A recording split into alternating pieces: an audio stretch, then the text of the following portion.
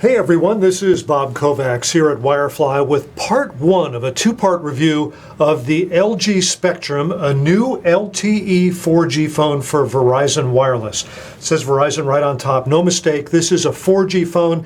It is a big phone. This is a 4.5-inch diagonal LCD screen, and this uses a technology called IPS, in-plane switching, which is supposed to have a couple of interesting features. It's supposed to make the display a little more visible off-axis, and it also, and there's some question about this, is supposed to be a little bit better for power consumption. Not 100% sure about that, but it has the in-plane switching technology here on the LCD display. It looks really very good.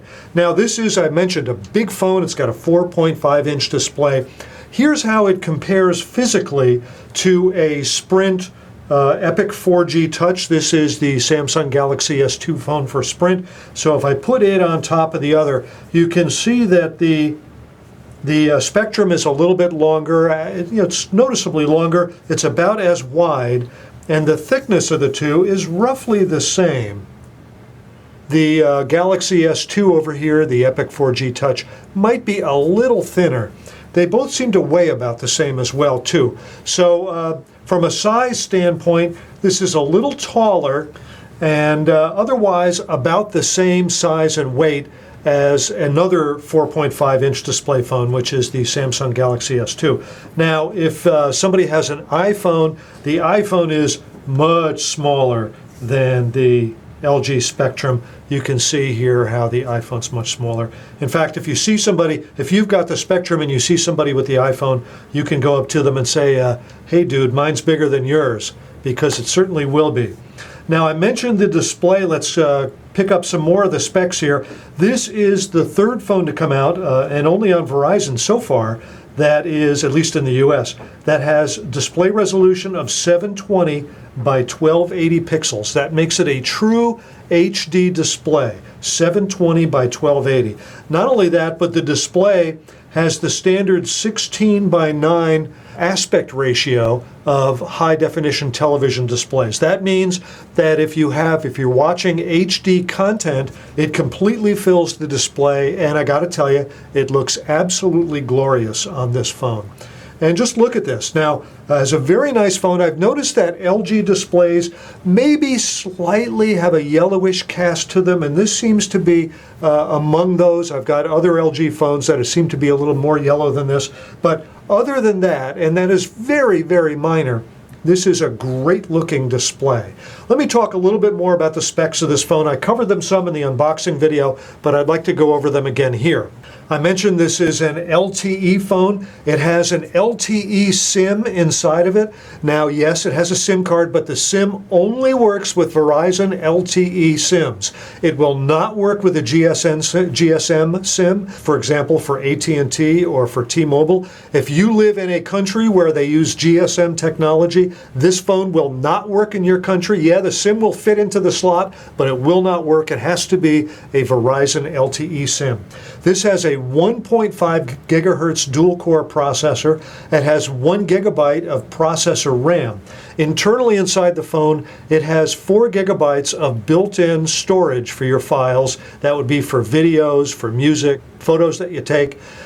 So that's built in, 4 gigabytes. It also comes out of the box with a 16 gigabyte micro SD card. So it comes out of the box with 20 gigabytes of storage, and that's a pretty good amount. So it runs Android 2.3.5, and it has a 1,830 milliamp hour battery. That's a pretty good sized battery. Of course, it is lighting up a large screen. On the back, it has an 8 megapixel still image camera. It has an LED flash, as you can see. It can do 1080p video, and I will give you some examples of photos and videos in part 2 of this review. On the front, there is a 1.3 megapixel camera, which of course can be used for both still images as well as video. You can use this phone for video chat, for example.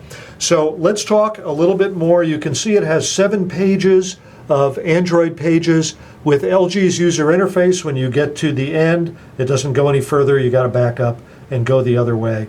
This was very easy to set up for a news feed and for my Facebook feed as well, and that's all looking really good. I set it up for the town that we're in, Northern Virginia, and it's got this cool looking flip clock. A little different, but still slightly the same as HTC's neat flip clock.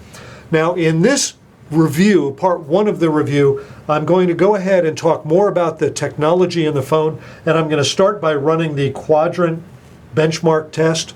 Now, Quadrant is not optimized to run on this phone, but everybody runs Quadrant, so everybody wants to know what the Quadrant score is. So I'm going to go ahead and run Quadrant. Now, I'm going to let the test run, and I'll pick it up when the benchmark is ready to wrap up. This is the last of the graphics tests in Quadrant. And yeah, I do want my scores. And there you go. The score that it received in Quadrant is 2,279. That's a pretty good score. Again, Quadrant is not optimized for these dual-core phones, especially with Android 2.3.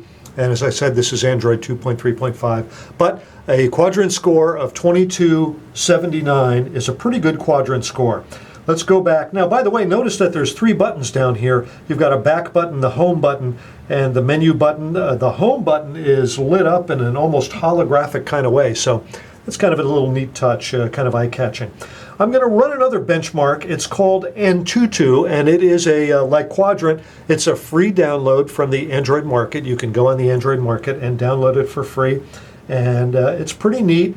I'm going to go ahead and run a fresh Antutu benchmark test. Here we go.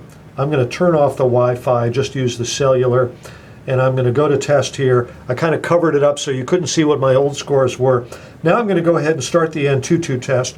And just like with Quadrant, I'm going to turn the camera off and come back when Antutu is about ready to wrap up, and we'll get the scores.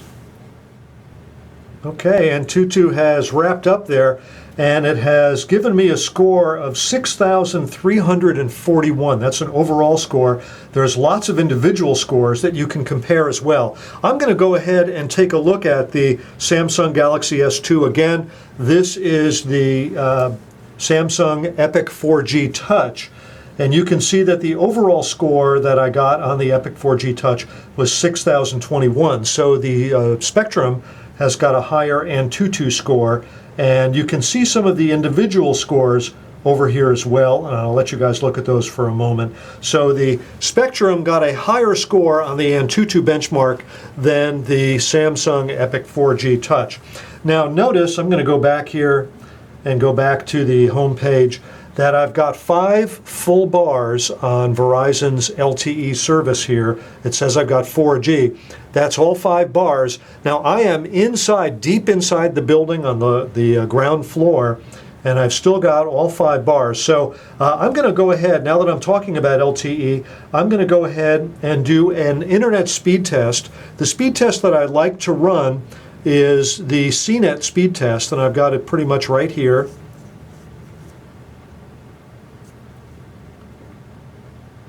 And once we get it loaded, I'm going to run the speed test. Now this is just for download speed. It doesn't test the upload speed. I'm going to go ahead and shut that off for now. There we go. So let's see what the 4G speed is here in the middle of the building. And this is a brick and concrete and steel building. So here we go.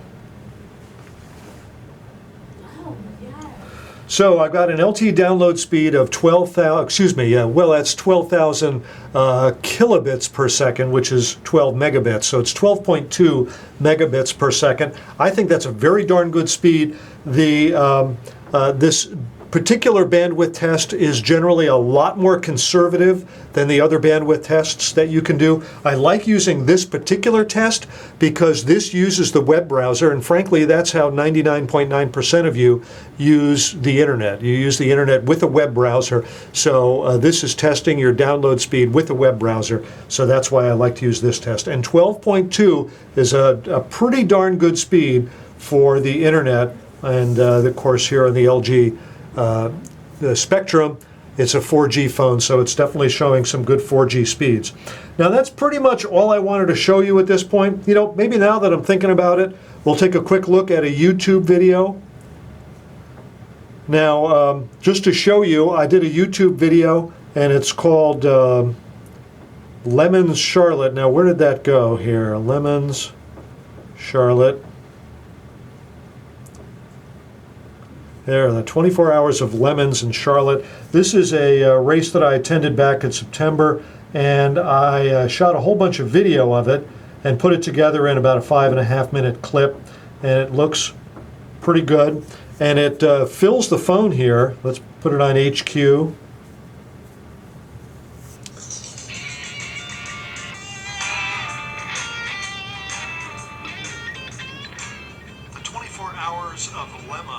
Now notice it's true HD video. It completely fills the screen. There's no black bars.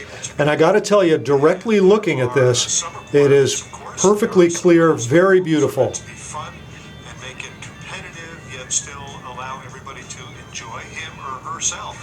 Okay. As you can tell, people have... That's a little bit of a YouTube video. So I'm going to go ahead and wrap this up now and save the rest for part 2 of this review of the LG Spectrum. In part 2, I'm going to demonstrate the camera, show the video, some still images, and I'll talk a little bit more about applications. Perhaps I'll do something like getting into email, showing documents and stuff like that. So until we end up with part 2. Now, by the way, if you want to buy the Spectrum, or any other phone for that matter, why not try Wirefly? Wirefly is the nation's largest online retailer of cell phones, and we got there because we have great values and great customer service. So give Wirefly a try if you're looking for a new phone. Hey everybody, this is Bob Kovacs here at Wirefly. Thanks for watching.